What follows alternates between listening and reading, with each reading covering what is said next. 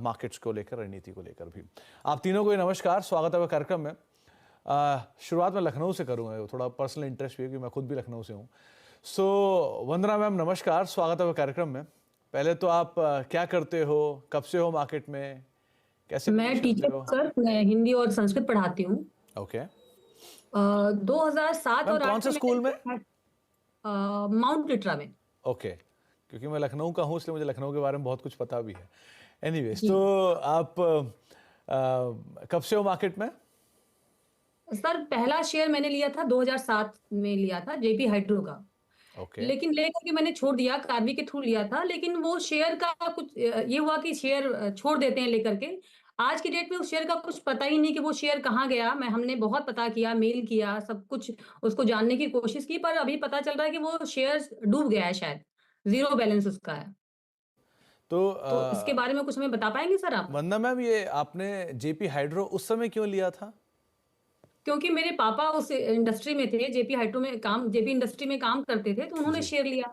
वो टाइम से निकल गए उस शेयर से, उन्होंने ओके लिया और वो निकल गए, पर हमने लेकर के छोड़ दिया। फिर उसके बाद आपका जर्नी कैसा रहा 2007 के बाद से लेके अब तक? फिर आप कभी मार्केट उसके में नहीं बाद आए? नहीं, उसके बाद अब हमने शुरू किया है, लगभग 1 साल से शुरू किया है। अब तो हमने 14 शेयर में पैसे लगाए हुए हैं, ओके जिसमें से कि मदरसन है और लॉरियस लैब है, एचडीएफसी बैंक है। अच्छे अच्छे शेयर में पैसे लगाए हैं, जो अच्छा चल रहा है। ओके मैम, जेपी जो हाइड्रो था उसका एक जी एमलगमेशन हुआ था। उस एमलगमेशन यानी कि जो विलय हुआ था, उसके बाद उस कंपनी का नाम चेंज हुआ था जेपी हाइड्रो से जेपी पावर, और वो अभी भी ट्रेड करता है, 14-15 रुपये पे आसपास कामकाज कर रहा है। 23 दिसंबर सन 2009 को ये एमलगमेशन पूरा हुआ था, जिसके बाद इस कंपनी का नाम बदलता हुआ दिखाई पड़ा था। तो आप एक बारी कार्वी से ही बात करें, वो आपको शायद बता पाएं कि हो आपके चुका है नई। सर, कार्वी कार्वी किसी और में शायद मर्ज हो चुका है, हाँ, कार्वी यहाँ से बंद कार्वी हो भी चुका है। मर्ज हो चुका है। तो आप मतलब जी आपका जो भी डीपी है आप उनसे पता कर सकते हैं इधर, या आप इस कंपनी के रजिस्ट्रार को मेल डालकर ही पूछ सकते हैं आपके शेयरों की एग्जिस्टिंग सिचुएशन क्या है। तो वो एक बार को इसमें आपको शायद टिप्पणी करते हुए बताएं भी किस तरह की सिचुएशंस वहाँ पर देखने को मिल रही हैं। तो अभी आपका पहला सवाल तो चलिए जेपी हाइड्रो हुआ, वंदना मैम, बाकी के सवाल आप कौन सा पूछना चाह रहे हो? दूसरा सवाल मेरा था सर, लॉरस लैब में मैं पैसा लगाना चाहती हूँ, क्या ये सही रहेगा मेरे लिए? मैम आप कितना टाइम दोगे इसको, वंदना मैम?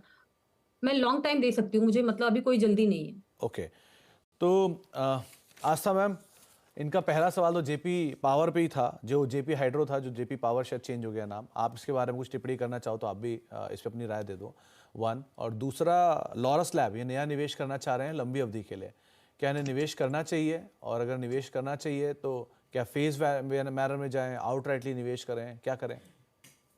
जी बिल्कुल। देखिए, सबसे पहले मैं जेपी हाइड्रो, जो कि अभी जयप्रकाश पावर वेंचर्स के नाम से अब ये ट्रेड हो रहा है, उसके बारे में बताना चाहूंगी।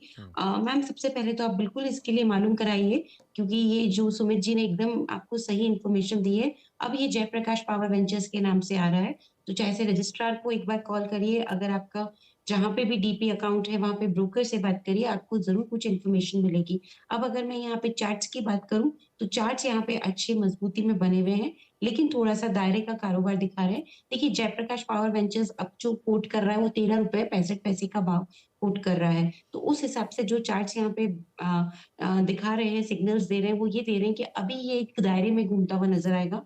दायरा 12 रुपए से 14 रुपए के बीच का बना हुआ है, मोटा मोटी 12 से 14.5 आप मान लीजिए। लेकिन यहाँ पे बायसनेस यानी कि जो ट्रेंड है वो मेजरली अपसाइड का ही है। एक बार 14.5 का लेवल पार हुआ तो और बढ़िया तेजी आएगी, जो इसको फिर 16 रुपए तक लेके जाएगी। तो तेजी में ही लग रहा है ये काउंटर।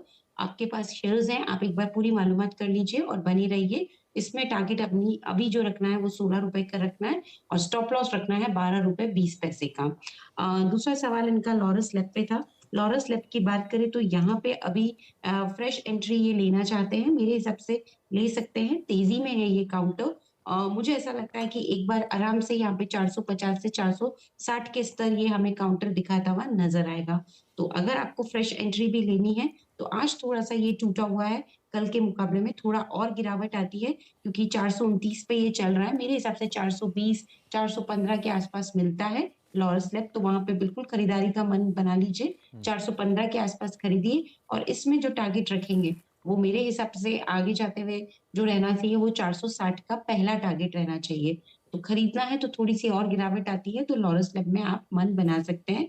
और स्टॉप लॉस जरूर रखिएगा मैम। स्टॉप लॉस अगर आप 415 पे लेंगे तो 379 का स्टॉप लॉस रखेंगे, 460 का पहला टारगेट, और उसके बाद के भी लेवल ये काउंटर हमें दिखाता हुआ नजर आएगा, जिसमें 480 से 490 के दूसरे टारगेट्स रहेंगे।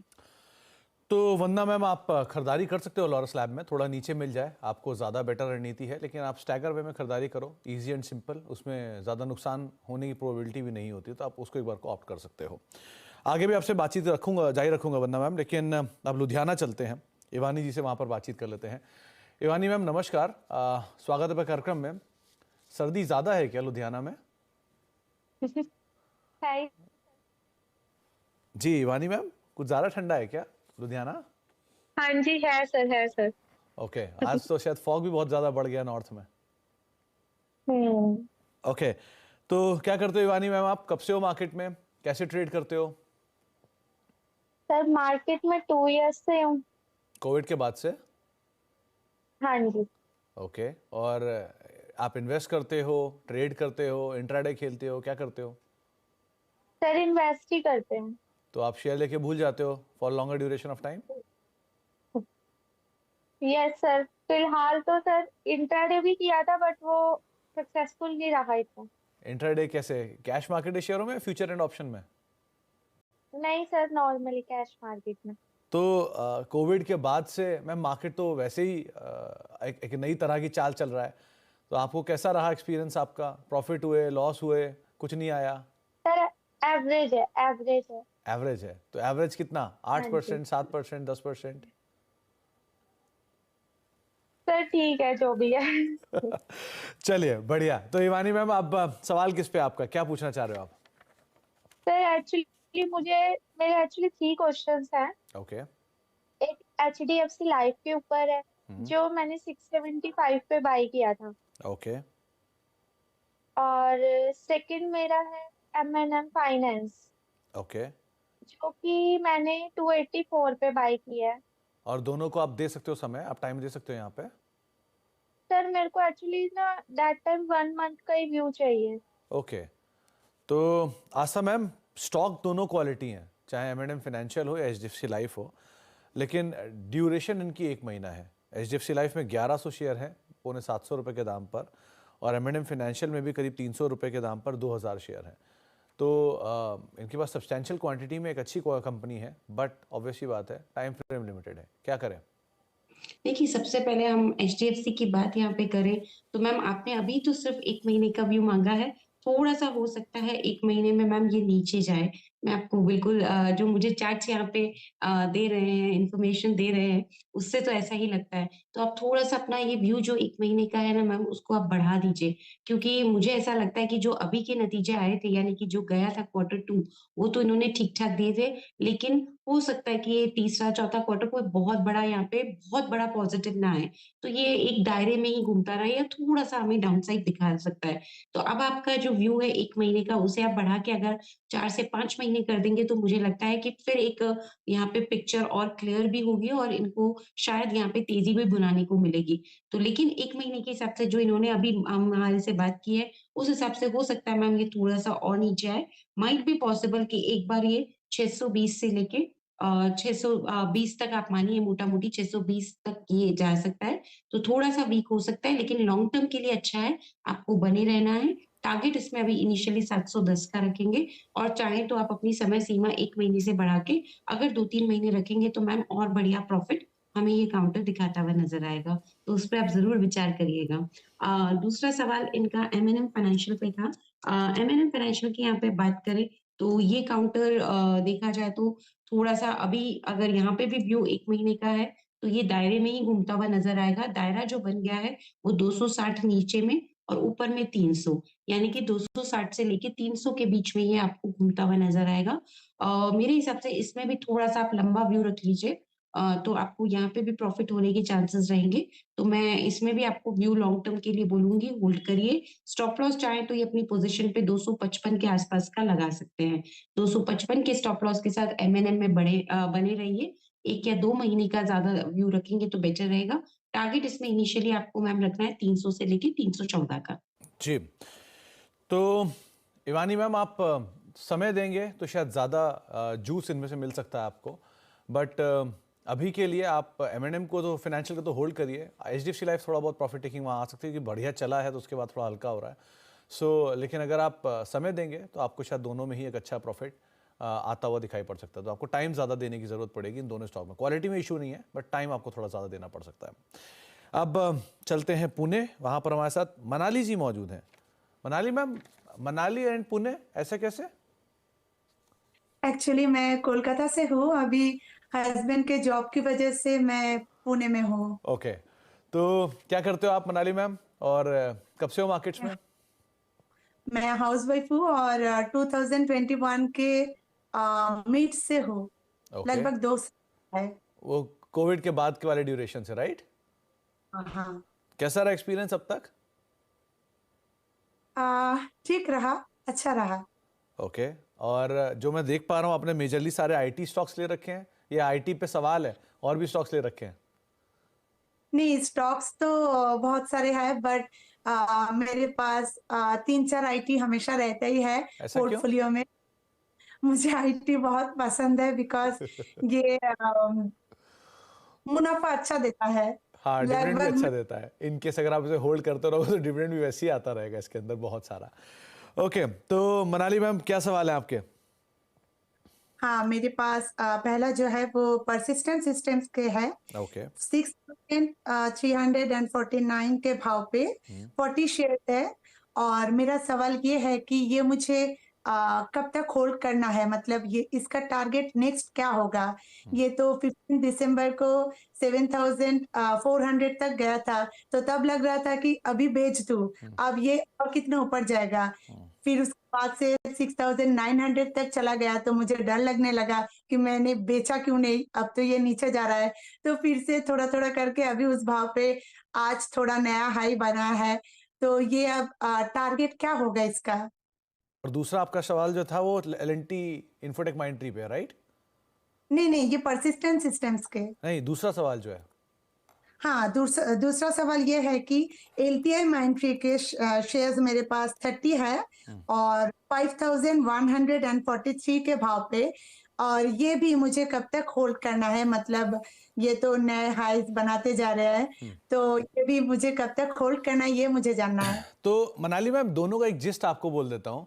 Market always needs your time and patience. आपको ये बात जान के हैरानगी होगी कि 2010 में जब परसिस्टेंट का आईपीओ आया था तब इसका इशू प्राइस था 310 रुपये पर शेयर के आसपास, और आज आपके सामने वही 7,000 रुपये का है। तो आप जितना समय और जितना पेशेंस बाजार को देंगे वो आपको उतना ही रिवॉर्ड देता चला जाएगा। आपने क्वालिटी कंपनियां ले रखी हैं दोनों, इसमें तो कोई दो राय नहीं है, और आराम से आप होल्ड भी कर रहे हो, तो प्रॉफिट्स को आप एंजॉय करो, चेरिश करो। एक समय के बाद आप कैपिटल निकाल के फ्री के शेयरों को भी आप होल्ड कर सकते हो। लेकिन राय क्या है इस पर वो आपको आस्था मैम बताएंगी। और एक और बात कि आस्था मैम पुणे में ही है, तो कहीं कोई दिक्कत हो तो आप उनको आराम से पकड़ भी सकते हो। आस्था मैम, इनके पास परसिस्टेंट के शेयर हैं और L&T इन्फोटेक माइंडट्री के शेयर हैं, और दोनों में बढ़िया प्रॉफिट भी है, कंपनी भी दोनों क्वालिटी है। क्या करना चाहिए इनमें? बिल्कुल। देखिए सुमित, पुणे से मनाली मैम है, मैं भी हूँ और परसिस्टेंट सिस्टम का हेडक्वार्टर भी पुणे में है। तो देखा जाए तो ये कंपनी बढ़िया परफॉर्म कर रही है। आईटी सेक्टर की कंपनी है और इनके मेजर वर्टिकल्स जो हैं बीएफएसआई वगैरह, वहाँ पे बहुत बढ़िया परफॉर्मेंस है। और ये मुझे लगता है कि और भी अच्छा परफॉर्मेंस ये दिखाएगी आगे जाते हुए। लेकिन मैम देखिए, आप थोड़ा-सा डर भी रहे हैं, तो मेरे हिसाब से चाहें तो थोड़ा-सा मुनाफा वसूल करिए और बाकी पोज़ीशन पे 6900 का स्टॉप लॉस लगाइए, क्योंकि आपकी खरीद का लेवल तो 6900 से नीचे ही है। किसी भी वजह से ये 6900 या उसके नीचे बंद करता है, तो फिर आप चाहो तो एक बार थोड़ा-सा मुनाफा वसूल करके फिर आप एग्ज़िट करना। लेकिन अभी आप बने रहो, 6900 का एक स्टॉप लॉस लगा लो। और इसमें जो मुझे लगता है कि अब जो नेक्स्ट टारगेट्स, क्योंकि काफ़ी तेज़ हो गए, इसलिए मैंने कहा कि थोड़ा-सा मुनाफा आप अभी वसूल कर लो और बाकी को 6900 के स्टॉप लॉस के साथ होल्ड करो। ऊपर में जो नेक्स्ट अब इसमें जो टारगेट्स हमें देखने को मिलेगा, वो मैं बहुत बड़े नहीं दूँगी, क्योंकि अब रिज़ल्ट आने वाले हैं, तो मैम हम उसको भी देखेंगे। रिज़ल्ट अगर बढ़िया आए, तो फिर ये 7800 तक के भी लेवल्स हमें दिखाता हुआ नज़र आएगा, 7800 से लेके 8000 तक। लेकिन ये सब रिज़ल्ट देखने के बाद इतने बड़े टारगेट्स देना जी। ज़्यादा बेटर रहेगा। अभी के लिए तो आप होल्ड करो, लगाओ आप स्टॉप लॉस 6900 का, Okay. इनिशियल टारगेट आप रखो 7500 7600 का, लेकिन रिजल्ट्स पे पूरा ध्यान रखना मैम, वहां पे जरूर आप नजर बनाए रखना और उस हिसाब से आप चाहे तो वापस से पोजीशन को रिव्यू करा लेना। जी। दूसरा सवाल इनका एलटीआई माइंट्री पे था।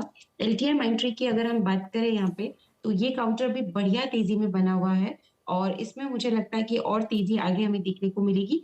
होल्ड करने की सलाह इस काउंटर पे रहेगी। स्टॉप लॉस के तौर पे लगाएंगे 5950 जी। का लेवल और इसमें टारगेट रखेंगे तकरीबन यहाँ पे मेरे हिसाब से 6500 का इनिशियल और उसके बाद 6700 का दूसरा टारगेट, इसको होल्ड करने की सलाह है। तो बने रहने की राय आपको दी गई है L&T इन्फोटेक माइंट्री पे और साथ परसिस्टेंट को लेकर राय भी दी गई है इवानी मैम और आप माफ़ कीजिएगा मनाली मैम, और आप अपना समय वहाँ पर दे सकते हैं और अपने प्रॉफिट्स को एंजॉय कर सकते हैं। इवानी मैम आपको, मनाली मैम आपको और वंदना मैम आपको, तीनों को ही बहुत बहुत शुक्रिया हमारे साथ मौजूद रहने के लिए और आपको, आपके परिवार को नववर्ष की बहुत बहुत शुभकामनाएं। और साथ साथ आस्था मैम, हर बार की तरह आपका भी बहुत बहुत शुक्रिया हमारे साथ मौजूद रहने के लिए और दर्शकों सवालों के जवाब देने के लिए। आपको भी और आपके पूरे परिवार को भी नववर्ष की बहुत बहुत शुभकामनाएं। इसी नोट पर एक ब्रेक का वक्त है, ब्रेक के बाद लौटते हैं और आगे बातचीत जारी रखते हैं। आप देख रहे हैं सांस और सेंसेक्स मार्केट्स में खरीदारी का रुझान कंटिन्यू है और अपने ऑल टाइम हाइस के करीब ही मार्केट्स कामकाज कर रहे हैं। मिड कैप इंडेक्स भी वापस हरे निशान में आ चुका है और स्मॉल कैप इंडेक्स भी हरे निशान में ही, मिड कैप तो इनफैक्ट हरे में था ही, लाल में आ गया था और वापस हरे में आया और स्मॉल कैप इंडेक्स भी हरे निशान में वापस लौटता हुआ दिखाई पड़ रहा है। लेकिन बाजार में तेजी बरकरार है। एडवांस डिक्लाइन एक बार फिर से लेकर आए, किस तरह की सिचुएशन वहाँ पर है स्पेशली मिड कैप स्पेस में, क्योंकि जो कुछ देर पहले 50-50 का रेशियो आ गया था उसी के आसपास ये भी कामकाज करता हुआ दिखाई पड़ रहा है। एडवांसेस फिर भी बेटर साइड पे सोफा ट्रेड करते हुए दिखाई पड़ रहे हैं। करीब करीब 1543 शेयर तेजी में 1478 शेयरों में बिकवाली देखने को मिल रही है। ब्रेक का वक्त है, ब्रेक के उस पार मिड कैप का पूरा एक्शन मिड कैप मंत्रा में।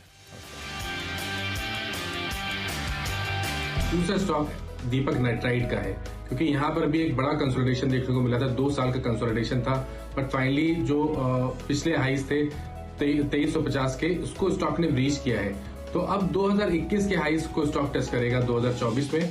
तो यहाँ पर भी दीपक नाइट्राइट में भी खरीदारी करेंगे। 2050 के स्टॉप लॉस से खरीदारी करिए और 3000 रुपए के टारगेट सेट करिए दीपक नाइट्राइट में।